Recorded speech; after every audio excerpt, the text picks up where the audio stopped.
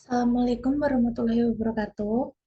Di sini saya akan menjelaskan mengenai resume sebuah jurnal tentang analisis struktur modal perusahaan industri makanan dan minuman di Bursa Efek Indonesia. Sebelumnya, perkenalkan, nama saya Devi Binangsari. Saya dari kelas akuntansi 601 dengan NIM 230101055 dalam mata kuliah Manajemen Keuangan 2. Di sini saya akan mulai.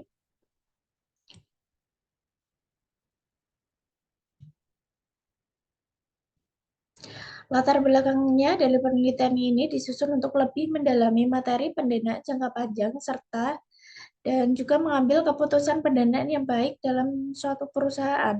Dapat kita lihat dari struktur modal, yaitu keputusan keuangan yang berkaitan dengan komposisi hutang, baik hutang jangka panjang maupun jangka pendek.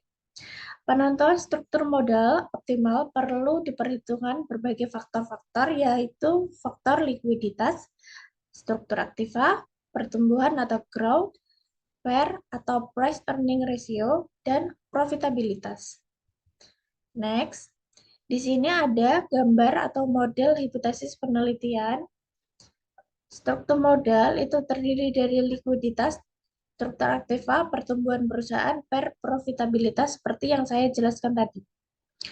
Kemudian, menurut Brigham dan Huston, mengatakan bahwa suatu perusahaan dengan tingkat pengembalian atas investasi yang tinggi cenderung menggunakan proporsi hutang yang kecil dibandingkan dengan perusahaan yang memiliki tingkat pengembalian yang rendah. Karena apa? Tingkat pengembalian yang tinggi memungkinkan untuk membiayai berbagai besar kebutuhan pendanaan dengan dana yang dihasilkan secara internal seperti laba ditahan. Perusahaan yang mempunyai profit tinggi akan menggunakan hutang dalam jumlah rendah dan sebaiknya peneliti menetapkan hipotesis sementara tentang pengaruh profitabilitas ROA terhadap struktur modal DER pada perusahaan subsektor makanan dan minuman. Di BI sendiri, periode 2011 sampai 2015 berdasarkan uraian dari sebelumnya, maka model hipotesis penelitian tampak pada gambar di atas, seperti yang saya jelaskan tadi. Metode yang diambil dalam penelitian ini adalah lebih ke jenis kausalitas yang mencari hubungan sebab dan akibat dari pengamatan variabel struktur modal dikarenakan oleh beberapa faktor yaitu CR, struktur aktiva, pertumbuhan PER, dan ROA pada perusahaan makanan dan minuman di BI. Kemudian ditemukanlah hasil dari penelitian di atas. Tabelnya nanti saya cantumkan di bawah. Pada tabel 1 menjelaskan tentang karakteristik variabel yang diteliti. DER memiliki minimum sebesar 0,33% dan nilai maksimum 3,7%. Min sebesar 1,34% dengan standar deviasi sebesar 0,72%. Nilai standar deviasi ini lebih kecil dibandingkan dengan nilai min. Hal ini mencerminkan bahwa data variabel DER tersebut tersebar dengan baik. Variabel CR memiliki nilai minimum 0,35% dan nilai maksimum 1,96%, min sebesar 0,69%. Dengan standar deviasi 0,35%, nilai standar deviasi lebih kecil bila dibandingkan dengan nilai min. Hal ini mencerminkan bahwa data variabel CR tersebar dengan baik. Struktur aktiva dengan nilai minimum 0,12% dan nilai maksimum 6,33%. Min sebesar 3,49% dengan standar deviasi sebesar 1,97%.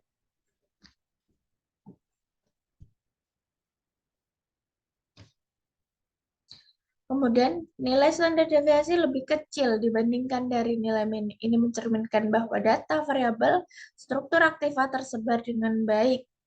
Pertumbuhan perusahaan memiliki nilai minimum sebesar 0,15% dan nilai maksimum 7,23%, min sebesar 33,68% dengan standar deviasi 1,84%, nilai standar deviasi lebih kecil bila dibandingkan dengan nilai min. Ini mencerminkan data variabel pertumbuhan perusahaan tersebar dengan baik.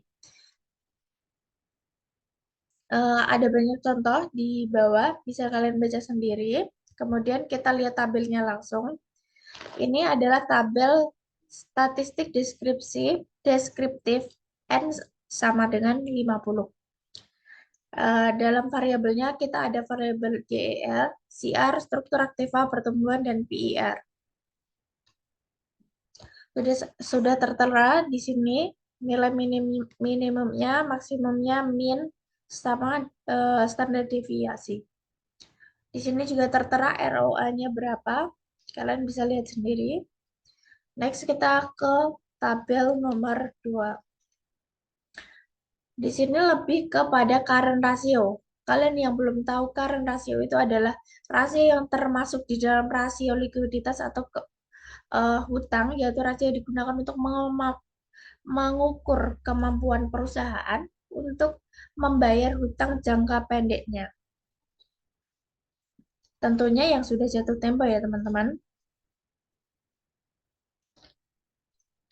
Kemudian menurut Bambang Rianta sendiri menyatakan bahwa perusahaan yang membutuhkan dana untuk aktiva lancarnya, prinsipnya itu dibiayai oleh kredit jangka pendek. Jadi, perusahaan itu membutuhkan kredit jangka pendek. Semakin liquid suatu perusahaan, maka semakin tinggi penggunaan hutangnya. Hasil ini menunjukkan bahwa penelitian dilakukan oleh Mustika Wardani, Paider, dan Bardai, Sekhenwang, tetapi berbeda dengan Sri Yuliati bahwa tidak terdapat pengaruh likuiditas terhadap struktur modal. Ada banyak sekali penelitian yang mendukung dari penelitian dari Bambang Rianto ini. Kalian bisa baca sendiri. Ada penelitian dari beberapa, ada 1, 2, 3, 4. Kalian bisa mencari perbedaannya sendiri. Ini tabelnya. Di sini sudah terlihat jelas variabel dependennya. Ada DER, R2, R2, F, SIG, ADC, R, sudah ada nominalnya, variabel independen, P, T, sigma, sama keterangan. Dari uraian di atas, dapat kita simpulkan bahwa pembahasan mengenai analisis faktor-faktor yang mempengaruhi struktur modal pada industri makanan dan minuman di Bursa Efek Indonesia, ROA mempengaruhi sangat signifikan terhadap DER, sedangkan pertumbuhan perusahaan dan PER itu tidak signifikan. Pengujian secara bersama-sama dapat disimpulkan bahwa model yang digunakan adalah layak untuk memprediksi DER. Beberapa saran penelitian ini hanya menggunakan faktor internal di perusahaan, sehingga penelitian selanjutnya diharapkan untuk memasukkan faktor-faktor eksternal, bukan hanya dari faktor internal dari perusahaan, seperti kurs rupiah, tingkat bunga, situasi politik, kondisi pasar modal, dan lain-lain. Serta implikasi penelitian ini untuk pihak manajemen perusahaan agar kiranya memperhatikan pertumbuhan growth serta CR-nya, struktur aktiva, PIR, ROA perusahaan diharapkan agar dapat menemukan komposisi yang tepat antara penggunaan dana eksternal dan internal agar diperoleh laba yang maksimal. Sekian presentasi dari saya. Bila ada kesalahan, saya mohon maaf. Wabillahi taufiq wal hidayah. Wassalamualaikum warahmatullahi wabarakatuh.